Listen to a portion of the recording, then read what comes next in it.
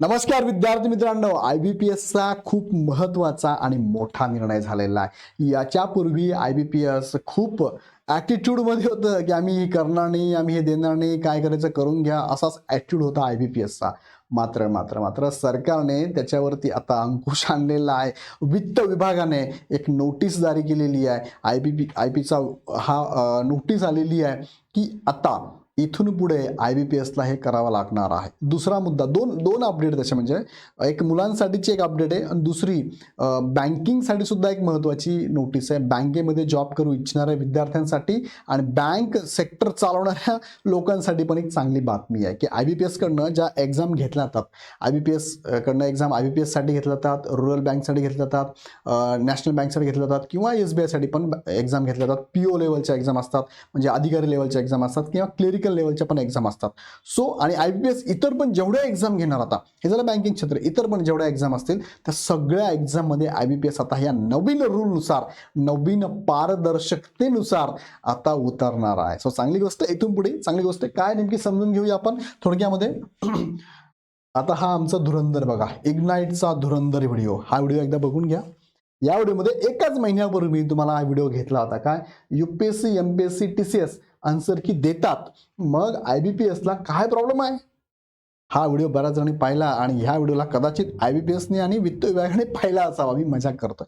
IBPS वित्त विभाग कुठे आमचे व्हिडिओ बघणार आहे. तुम्हीच आमचे मायबापात सगळ्यात, तुम्ही बघता, तुम्हीच हा मेसेज फॉरवर्ड करता, तुम्हीच हा व्हिडिओ काय करता, जास्तीत जास्त लोकांपर्यंत पोहोचवतात आणि मग व्हायरल झाला की मग इतरही मार्गदर्शक याच्यावरती बोलतात आणि मग हा मोठा इश्यू झाला की मग याच्यावरती निर्णय घेतलाच जातो. सो या व्हिडिओमध्ये मी प्रॉपर सांगितलं होतं तुम्हाला की UPSC पण देते, MPSC पण देते, TCS पण देते. मग IBPS काय स्वतःला काय समजते, कुठलंही IBPS नेमकं हे का ऐकत नाही, काय इतरांप्रमाणे वागत नाहीये, सगळं देतात. ट्रान्सपरन्सी म्हणजे काय यांना कळत नव्हतं का?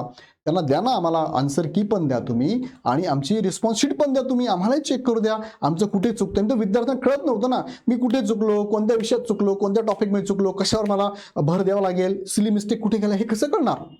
तर त्याच्यासाठी हे द्यायला गरजेचं आहे ना. IBPS हे मानलेलं आहे, IBPSने मानलेलं आहे. बघूया मग काय नेमकं.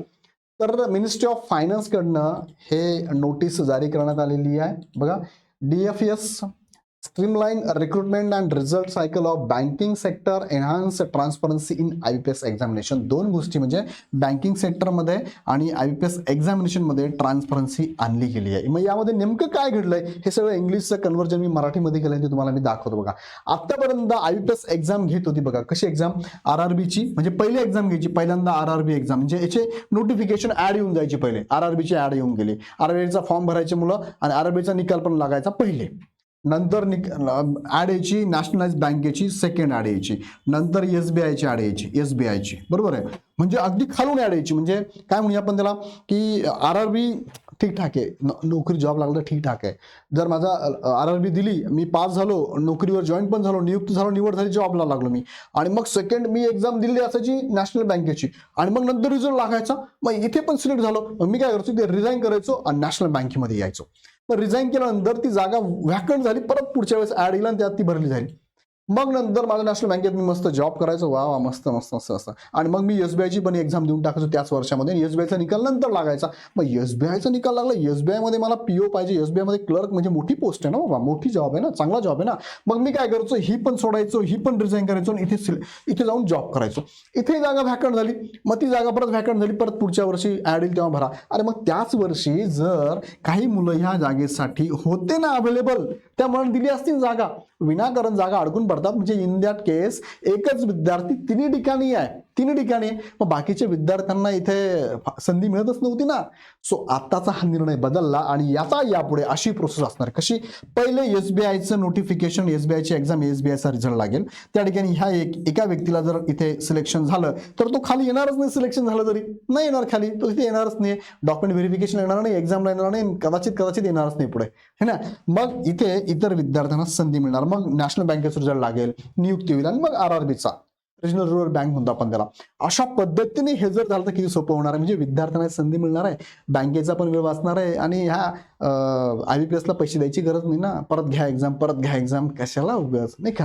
हा एक चांगला निर्णय झाला. दुसरं काय, निकाल आता असा लागणार आहे, पहिले ऑफिसर लेवलचा एक्झामचा रिझल्ट लागणार. ऑफिसर म्हणजे काय होतं, पहिले क्लिरिकलचा निकाल लागायचा, क्लिरिकलमध्ये सिलेक्ट झाला की मग नंतर ऑफिसरचा लागला, त्याच्यात सिलेक्ट झाला हा तिकडे पण जायचा, परत व्याकरण जागा राहायची. मग पहिले लावताना आता काय ऑफिसर लेवलचा रिझल्ट पहिले लागेल आणि क्लेरिकल लेवलचा रिझल्ट नंतर लागेल. चांगली गोष्ट आहे. सर्वांना याचा फायदा काय होणार आहे, पहिले जॉबची निवड करताना विनाकारण तुम्हाला कन्फ्युजन होणार नाही. अरे क्लेरिकलला लागला तिकडे, इकडे पीओला लागलोय, तिकडे परत क्लेरिकल लागला, कुठे जाऊ, अरे साळं आहे.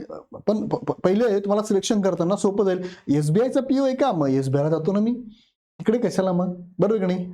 एसबीआयचा क्लर्क असेल मग तिकडे जातो ना मी. सो जॉबची निवड करायला मुलांना कन्फ्युजन होणार नाही, त्यांना कन्फ्युजन होणार नाही आणि जॉब रिझाईन आणि परत जॉईनिंग करण्याच्या कटकटी राहणार नाही. त्यानंतर सर्वांना संधी मिळेल, म्हणजे तो जाणार नाही जॉब सोडून, जॉईनिंग करणार नाही दुसरीकडे, कारण त्याला चांगली पोस्ट आहे. सो सगळ्यांना संधी मिळेल, रिपिटेशन नाही होणार, एकच विद्यार्थी सगळ्या ठिकाणी आहे असं होणार नाहीये, असं होणार नाही. म्हणजे सगळ्यांना संधी पण मिळेल, म्हणजे तो दुसरीकडे रिझाईन करून दुसरीकडे जाणार नाही, ती व्हॅकंट होणार नाही, परत पुढच्या वर्षी ऍड मध्ये जाणार नाहीये, ह्याच वर्षी भरली जाणार ती जागा, बरोबर की नाही. आणि ह्याच वर्षी भरली जाईल. आणि बँकिंग सेक्टरला सुद्धा फायदा होणार आहे. ज्या बँकिंगला असे कर्मचारी लागतात, अधिकारी लागतात, त्यांना फायदा आहे ना. दरवर्षी काय यार मुलगा येतो, जॉब करतो, सोडून जातो, येतो, जॉब करतो, सोडून जातो, परत ऍड द्यावं लागते, परत त्या कर्मचाऱ्यावर अतिरिक्त भार पडतो आणि बँकेचा कारभार सगळा गडबड होऊन जाते, सुरळीत चालतच नाही. मग ह्या सेक्टरला पण फायदा आहे, जॉब सोडणाऱ्यांची संख्या कमी होणार आहे, कामे सुरळीत चालणार आहे, पुन्हा पुन्हा भरती प्रक्रिया राबवायची गरज अजिबात नाहीये, एक्सपेन्सेस कमी होणार ना. मग साहजिक आहे, आयबीपीएसला द्या, परत व्हॅकन्सी द्या, मग आयबीपीएस राबवणार त्यांना पैसे द्यावे लागतात ना, एजन्सी त्यांना पैसे द्यावे लागतात. योग्य कर्मचारी योग्य वेळेत त्यांना मिळतील, बँकेचे व्यवहार चांगले चालतील आणि सर्व्हिस पण चांगली मिळेल. चांगली गोष्ट आहे, सगळी चांगली गोष्ट आहे, चांगली आहे की नाही. सो हे सगळे फायदे बँकिंगच्या सेक्टरला होणार आहे. ही सगळी PIB दिल्लीने ही नोटीस जारी केली बघा, कधी 11 डिसेंबरला 3:11 दुपारी 3:11 हे सगळे मुद्दे तुम्हाला मी मराठीमध्ये सांगितलेले आहेत. आणि शेवटचा मुद्दा जो आहे हा हायलाइट केलेला बघा, IBPS will provide candidate with log in based access to their response sheet and correct answer key from the upcoming 2026-27 common recruitment process cycle. आता IBPS हे देणार आहे. म्हणजे काय देणार आहे, IBPSचा महत्वाचा निर्णय आहे हा, की IBPS आता रिस्पॉन्स शीट देणार. बँकिंगने कोणत्याही एक्झाम घेऊ दे IBPSने, आता ते रिस्पॉन्स शीट देणार. साहजिक साला आतापर्यंत MPSC एक्झाम घेत नव्हती तर ते देत नव्हतं, आता MPSC एक्झाम घेणार आहे तर MPSCचे नॉर्म्स पारदर्शकता जबरदस्त आहे यांच्यापेक्षा. सो त्याला वाटलंय की आता कॉम्पिट करायचं भाऊ MPSCवर, आम्ही पण देतो, चला मग आम्ही पण देतो. ते एकावर एक फ्री देताना आम्ही पण एकावर 2 फ्री देऊ हे असे. याच्या पाठीमागे काय झालं, त्यांना असं द्यायला पाहिजे होतं. सो हरकत नाही, रिस्पॉन्स शीट देणार आहे आणि आन्सर की पण ते आता इथून पुढे देणार आहे. स्टुडंटला त्यांच्या लॉग इन वरती आता उपलब्ध करून देणार आहे. सो चांगली महत्वाची न्यूज आहे. आणि आमच्या इग्नाइटच्या धुरंधरने याच्यावरती ऑलरेडी 1 महिन्यापूर्वी बोललं होतं आणि धुरंधरचा विजय झालेला आहे. सो इग्नाइटनी हे बोललं होतं मागे, कारण आम्हाला बऱ्याचशा गोष्टी माहिती आता या एक्झाम सेंटर, म्हणजे ऍड कशी द्यायला पाहिजे, ऍडमध्ये काय मेन्शन करायला असावं, कसे पद्धतीने असावं, कसं तुमचं रिझर्वेशन आहे, काय डॉक्युमेंट मागितले पाहिजे हे पण मला माहिती आहे. तलाठी भरतीला पण असा इश्यू झाला होता बघा, तुम्हाला माहिती असेल. तो इश्यू मी उचलून धरला, बदल करावा लागला. सो असे मुद्दे आहेत की जे आता बऱ्याचशा गोष्टी सगळ्या आमच्या टीमला माहिती आहे. सो आम्ही पण ऍड काढू शकतो, आम्हाला जर एजन्सी म्हणून दिलं आम्ही पण ऍड काढू शकतो, ते ना नाही, तो भाग वेगळा. सो असा बदल झालाय. हा बदल तुम्हाला कसा वाटतो मला कमेंटमध्ये कळवा. आणि यावरती इग्नाइट अकॅडमी पाठीमागे व्हिडिओ घेतला होता, तो तुम्ही बघितला असेल, नसेल तर तो व्हिडिओ बघून घ्या, खाली डिस्क्रिप्शनमध्ये कमेंटमध्ये टाकून देतो मी तुम्हाला, तो व्हिडिओ पण एकदा बघून घ्या. ओके, सो आवडला तर लाईक करा, चॅनल सबस्क्राईब करा. पुन्हा व्हिडिओ आपण उद्याच्या व्हिडिओमध्ये. खूप खूप धन्यवाद.